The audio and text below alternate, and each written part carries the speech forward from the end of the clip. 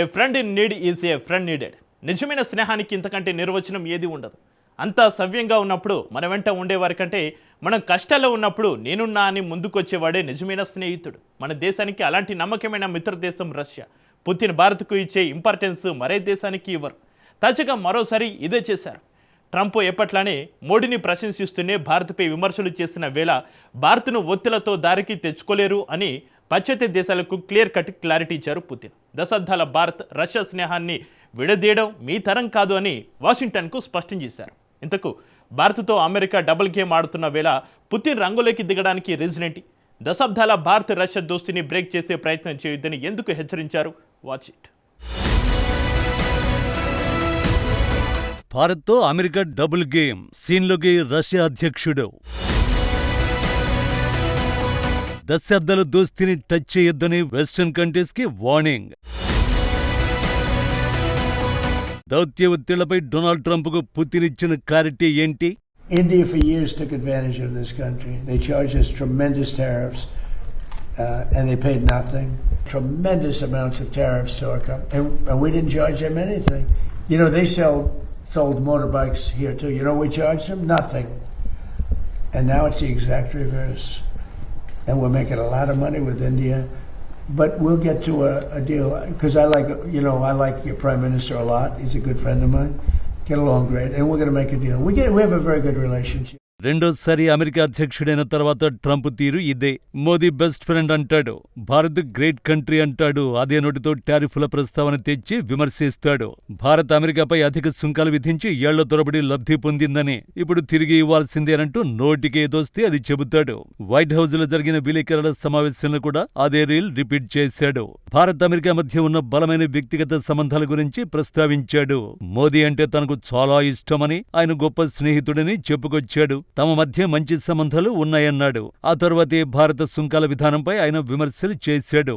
ఏళ్ల తరబడి అమెరికా నుంచి ఇండియా చాలా లబ్ధి పొందింది, మాపై వారు భారీ సుంకాలు విధించారు. ఇప్పుడు పరిస్థితి పూర్తిగా మారిపోయింది. ప్రస్తుతం భారత్ నుంచి మేం భారీగా లాభాలు పొందుతున్నామని రెచ్చగొట్టే ప్రకటన చేశాడు.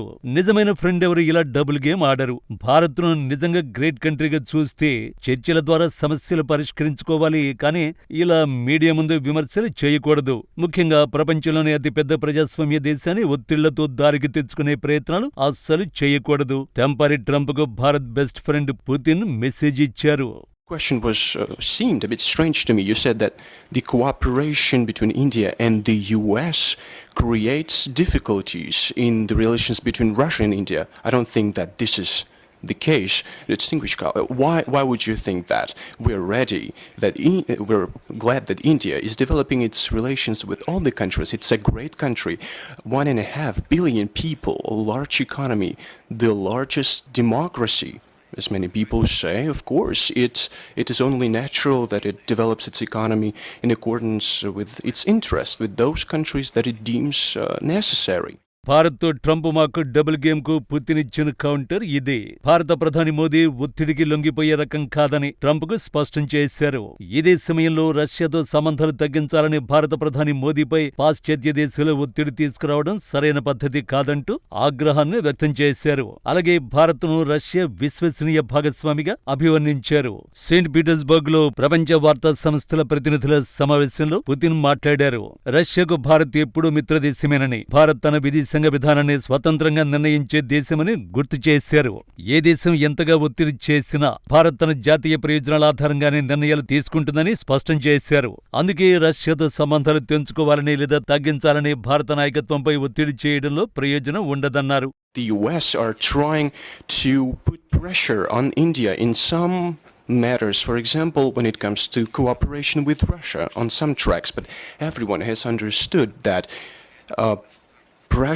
putting pressure on Narendra Modi, that has the largest population in the world, is detrimental for international relations and for bilateral relations It doesn't matter where this pressure comes from. Putin ఈ వ్యాఖ్యలు ఊరికే చేయలేదు. భారత్పై America కుట్రల గురించి పూర్తిగా తెలిసే ఆయన మోదీకి మద్దతుగా నిలిచారు. ప్రస్తుతం భారత్ అమెరికా మధ్య వాణిజ్య ఒప్పందంపై చర్చలు జరుగుతున్నాయి. 99% చర్చలు కొలిక్కొచ్చాయి. కానీ ఆ 1% విషయంలోనే పూర్తి క్లారిటీ రావడం లేదు. అమెరికాకు చెందిన వ్యవసాయ ఉత్పత్తులు, ముఖ్యంగా డైరీ, పౌల్ట్రీ వంటి వాటికి భారత మార్కెట్లో సులభంగా ప్రవేశం కల్పించాలని వాషింగ్టన్ పట్టుబడుతోంది. భారత్ తన దేశీయ రైతులు, పాడి పరిశ్రమ ప్రయోజనాలను దెబ్బతీసే ఏ షరతుకు ఒప్పుకోనని లైన్ హోల్డ్ చేస్తోంది. భారత్ ఈ కఠినమైన దౌత్య నీతి వల్లే చర్చలు ఎంత సుదీర్ఘంగా సాగుతున్నాయని అమెరికా రాయబారి కూడా అంగీకరించాడు. ఇక్కడే ట్రంప్ సర్కార్ మళ్లీ ఒత్తిడి వ్యూహాన్ని తెరపైకి తెచ్చింది. ఫిబ్రవరిలో ట్రంప్ సర్కారు సుంకాలు చెల్లవని అమెరికా సుప్రీంకోర్టు కొట్టేసినా రీసెంట్ గా మరోసారి భారత్పై 12.5% సుంకాలు విధించే ప్రతిపాదనలు సిద్ధం చేయడం అందులో భాగమే. యుఎస్ ట్రేడ్ రిప్రజెంటేటివ్ కార్యాలయం భారత్ను దోషుల జాబితాలో చేర్చడమే కాక 1974 ట్రేడ్ యాక్ట్లోని సెక్షన్ 301 ద్వారా సుంకాలు విధించేందుకు పావులు కదుపుతోంది. ఈ డబుల్ గేమ్ దౌత్యనీతిగా మచ్చ తెచ్చేలా ఉందనే విమర్శలు వ్యక్తమవుతున్నాయి. ఇవన్నీ పుతిన్కు తెలియనివేం కావు. అందుకే మోదీని ఒత్తిడితో దారికి తెచ్చుకోలేవని ట్రంప్కు క్లారిటీ ఇచ్చారు.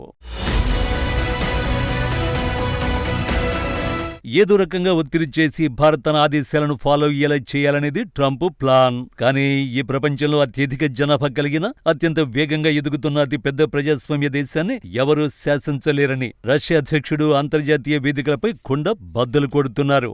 భారత్ రష్యా స్నేహబంధాన్ని దెబ్బతీయాలని చూసి పాశ్చాత్య దేశాల ఎత్తుగడలు అంతర్జాతీయ స్థిరత్వానికే ప్రమాదకరమని హెచ్చరిస్తున్నారు. ట్రంప్ తన వాణిజ్య ప్రయోజనాల కోసం ఎంతగా రెచ్చగొట్టే ప్రకటనలు చేసినా భారత్ తన సార్వభౌమత్వాన్ని, స్వతంత్ర విదేశాంగ విధానాన్ని ఎట్టి పరిస్థితుల్లోనూ వదులుకోదని రష్యా గట్టి నమ్మకంతో ఉంది.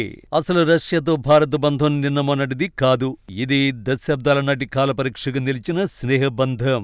1971 యుద్ధకాలంలో అమెరికా పాకిస్తాన్కు మద్దతుగా నౌకాదళాన్ని పంపినప్పుడు భారత్కు అండగా నిలబడింది నాటి సోవియట్ యూనియన్. నేడు కూడా రక్షణ, ఇంధనం, అంతరిక్షం, అణురంగాల్లో భారత్కు రష్యా అత్యంత కీలక భాగస్వామిగా ఉంది.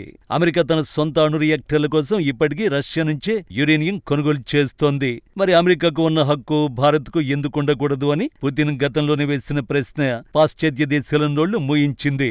రష్యాతో సంబంధాలు తెంచుకోవాలని భారత్కు చెప్పే నైతిక హక్కు అమెరికాకు లేదనేది పుతిన్ ఇస్తున్న క్లియర్ కట్ క్లారిటీ. పుతిన్ మాటలు ప్రపంచానికి మరోసారి భారత్ అనుసరిస్తున్న ఇండియా ఫస్ట్ పాలసీ సత్తా ఏంటో చూపించింది. ప్రధాని మోదీ నాయకత్వంలో భారత్ ఏ కూటమిలోనూ బందీ కాలేదు. అమెరికాతో వ్యూహాత్మక సంబంధాలు కొనసాగిస్తూనే రష్యాతో ఉన్న ప్రత్యేక భాగస్వామ్యాన్ని మరింత బలోపేతం చేసుకుంటోంది.